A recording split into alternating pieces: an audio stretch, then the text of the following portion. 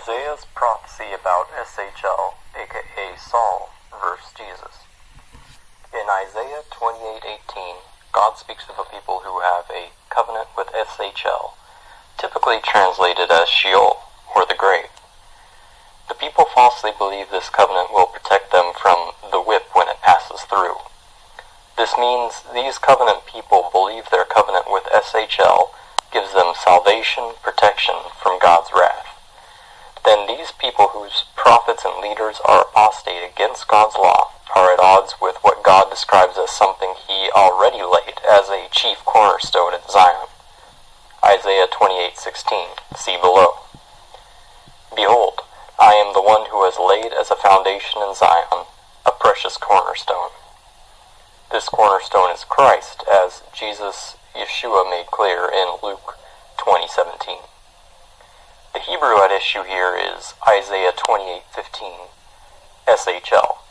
This can be read as either Saul or Sheol. Why is that? Biblical Hebrew at issue is the word spelled SHL. Biblical Hebrew has no vowels.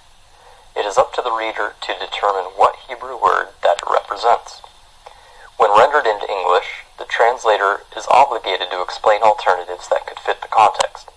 For context is what must be relied upon to determine what vowels one can infer belong to the letters SHL in Isaiah 28.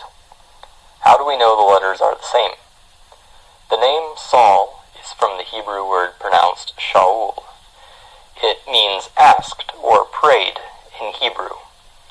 In a scholarly discussion of 1 Samuel 28, when Saul, the anointed first king of Israel, goes to see the witch of Endor, the Python priestess, it is mentioned parenthetically Saul, whose name is spelled like SHL, as with the Hebrew name for Sheol, SHL.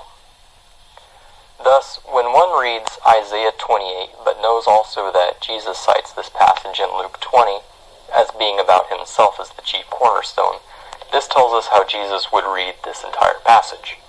It is clearly a contrast between a competing covenant from SHL versus a previously laid foundation established by Jesus, Yeshua, in Isaiah 28.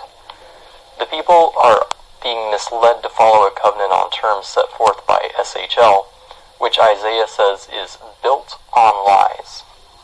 This covenant with SHL will lead them to death, and when the whip of judgment passes through, they will not be protected as they are assuming to be the case.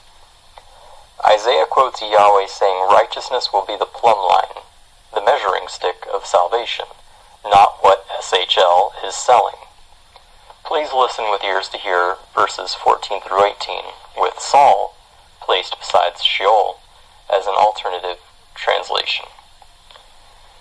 Therefore, hear the word of the Lord, you scoffers, who rule this people in Jerusalem.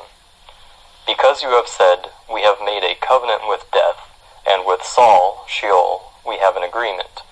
When the overwhelming whip passes through, it will not come to us, for we have made lies our refuge, and in falsehood we have taken shelter. Therefore, thus says the Lord God, Behold, I am the one who has laid as a foundation in Zion a stone, a tested stone, a precious cornerstone of a sure foundation. Whoever believes will not be in haste. And I will make justice the line, and righteousness the plumb line. And hail will sweep away the refuge of lies, and waters will overwhelm the shelter. Then your covenant with death will be annulled, and your agreement with Saul, Sheol, will not stand. When the overwhelming scourge passes through, you will be beaten down by it. The message then would be those relying upon a covenant with Paul, Saul, not the previously renewed one by the chief cornerstone, Yeshua, have a false hope. God describes it as a covenant with death and taking refuge in lies. What does it mean, a refuge of lies?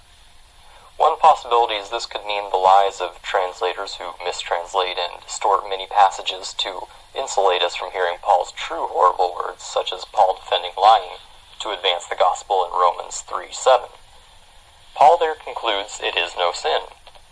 But the NIV, without any warrant, adds words so it reads, some say, lying to advance the gospel is no sin. There are many more such passages that are altered or mistranslated to disguise Paul's true words. See mistranslations to help Paul. More likely meaning of refuge of lies. However, I believe refuge of lies is Paul's own teaching from Isaiah 28 itself, ascribing something to it that it does not have. What if Isaiah means the people put refuge in a lie? A false translation of Isaiah 28 itself, invented solely by Paul, to support his faith in facts doctrine for salvation. That would make the most sense, as we shall see. The end. Note, a further relevant verse is Paul's humble claim to have laid the foundation of our faith. This appears at odds with Jesus being the chief cornerstone, hence that Jesus is the true founder of our faith.